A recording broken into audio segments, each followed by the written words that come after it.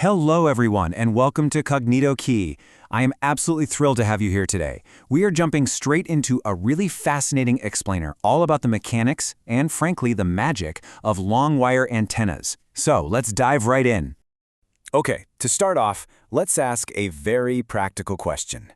Why would you, as an engineer or a radio enthusiast, ever need to build an antenna that is longer than a standard half-wave dipole? In basic setups, we usually just stick to our standard dipoles or quarter-wave monopoles, right? So what is the actual advantage of pushing past that limit? Well, the answer starts with this fundamental definition. A long wire antenna is exactly what it sounds like, a conducting wire that is strictly longer than half a wavelength. To be precise, its length is a multiple of a half wavelength. You will see this written mathematically as L equals n times lambda over 2. Because it is built in these multiples, it actually behaves like a whole chain of half-wave dipoles linked together.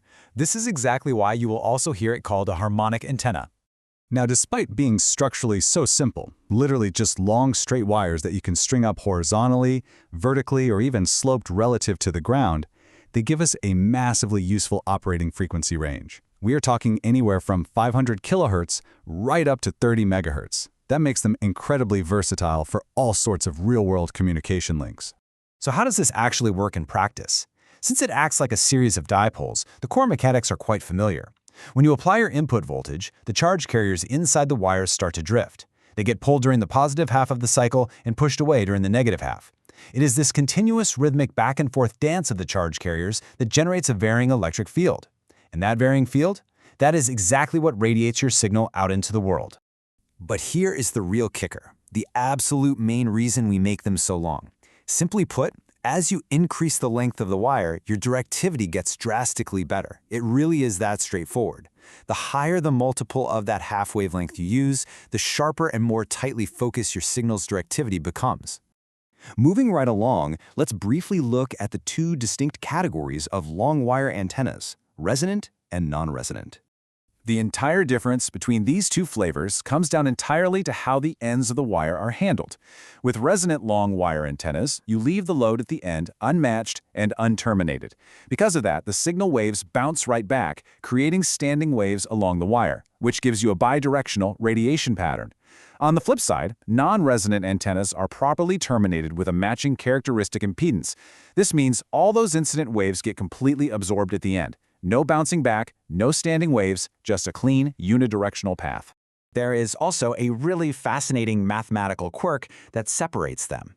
For the resonant type, again that is the bidirectional one with the unterminated end, the physical length of the antenna is directly proportional to your operating frequency. But when you look at the non-resonant type, the math completely flips. Because we have eliminated those reflected standing waves with our terminated load, the length of the wire actually becomes inversely proportional to the frequency. It is a brilliant little contrast. Of course, in engineering, everything is a trade-off. The advantages here are huge. These antennas cost almost nothing to set up, they are incredibly easy to construct, and they give you fantastic gain and multi-band operation. But we have to weigh that against the drawbacks. They are definitely more susceptible to local interference. You absolutely have to use a proper matching system, and they demand a very consistent, solid ground connection to function properly. Even with those minor drawbacks, their high gain and structural simplicity make them perfect for some major applications. They are a go-to choice for point-to-point, long-distance communication. They are also heavily used for skywave propagation, where we literally bounce signals off the Earth's ionosphere to reach the other side of the globe. If you found this explainer helpful today, please make sure to subscribe to Kognito Key.